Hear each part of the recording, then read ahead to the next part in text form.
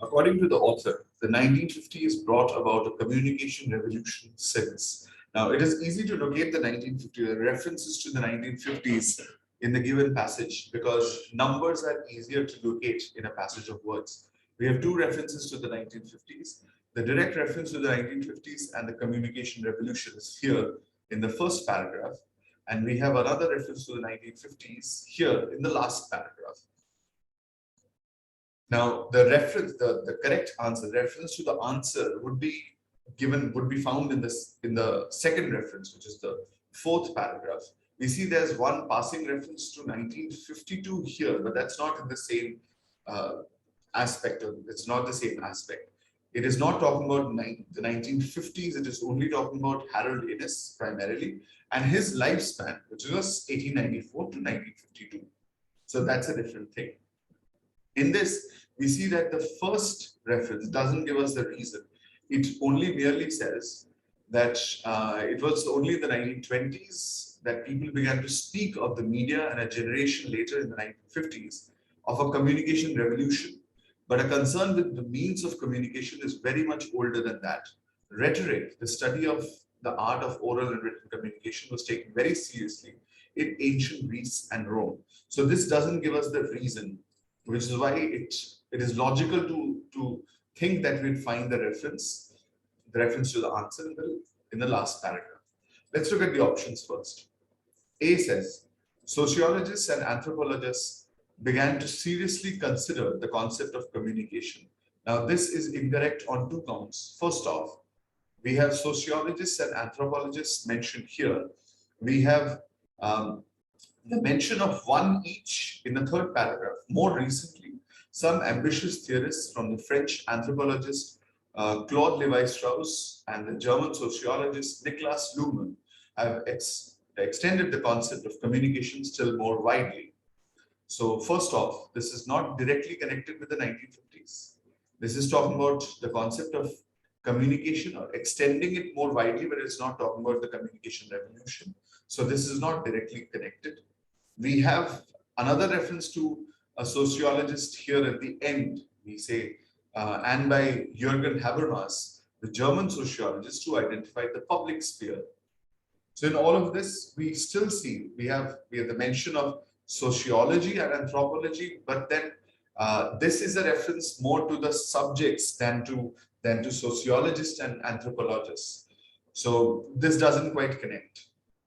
Doesn't connect with the 1950s, doesn't connect with the communication revolution. Also, there is a distortion. It is stated here that these experts began to seriously consider the concept of communication in the 1950s.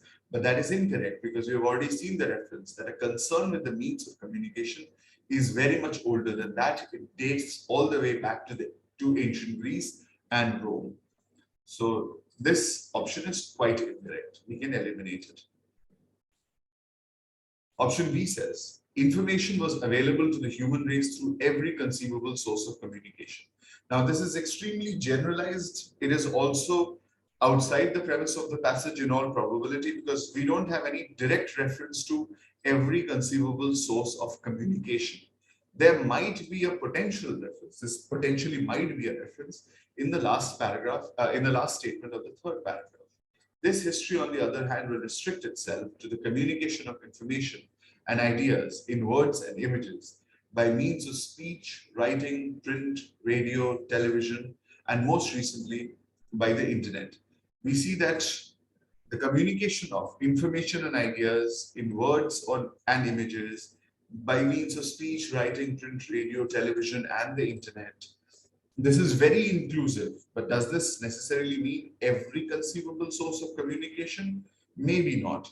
And then also, it is talking about this history. This history is talking about the passage actually. And this passage, or at least this reference, is to more recently. The reference here, which we have already checked, it doesn't connect with the 1950s. We don't know how recent this more recently is. So is it talking about the 1950s? We are not sure. Is it talking about the communication revolution? We are not sure. So we find that this also does not connect.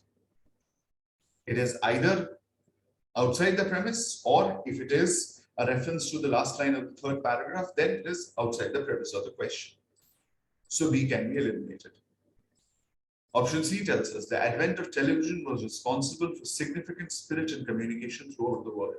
Now, this is very close, but it is still incorrect. It is incorrect because of two reasons. First off, the advent of television was not responsible for a significant spirit in communication.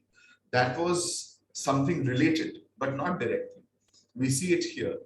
The beginning of the television age in the 1950s brought in visual communication as well and stimulated the rise of an interdisciplinary theory of the media. Interdisciplinary theory of the media, this was what created or caused the communication revolution. Contributions were made from economics, history, literature, art, political science, psychology, sociology, anthropology, and led to the emergence of academic departments of communication and cultural studies. So not only were contributions made from all these areas and subjects, this also led to the emergence of academic departments of communication and cultural studies. Essentially, what we are talking about is people beginning to speak about a communication revolution. And this happened, let's not forget, in the 1950s. That said, the advent of television, which happened in the 1950s, was responsible only for bringing in visual communication. It was not directly responsible for a significant spirit in communication throughout the world. The bringing in of visual communication was what stimulated the rise of the interdisciplinary theory of media. And the interdisciplinary theory of media, contributions from these various fields, and the emergence of academic departments of study of communication and cultural studies, these are the factors which led to the communication revolution. So while C is close, it is not directly connected. Let us not eliminate it just yet. If we don't find a more related answer option in D, then we'll have to come back to C, or we'll have to accept C. Even though it's not directly connected, it is indirectly connected. Option D says, emanating of reciprocal interest as well as contribution of interrelated theory from varied fields of study. Now, this is perfect. We see that at the beginning of the television age in the 1950s, visual communication was brought in. This stimulated the rise of an interdisciplinary theory of media. This caused the contributions from these different fields of study, led to the emergence of academic departments of study of communication. And this then leads to all these phrases and ideas by various experts, etc. So the contribution of interrelated theory from varied fields of study, that is the direct reason why there is said to be a communication revolution in the 1950s. We might think that emanating of reciprocal interests outside the premise, but it can be seen. Reciprocal interest in communication, when these various fields of study were used to understand communication, contributions were made to communication from these various fields. This theory, the interdisciplinary theory of media, it also led to the study of communication itself. So other fields of study contributed to communication, and communication itself became a field of study, which might even have contributed to these other fields of study. So there is reciprocal interest, reciprocal, inverse, in return of something. So there was reciprocal interest, which means that D is much more connected, much more directly connected to the idea behind the communication revolution in the 1950s as compared to C.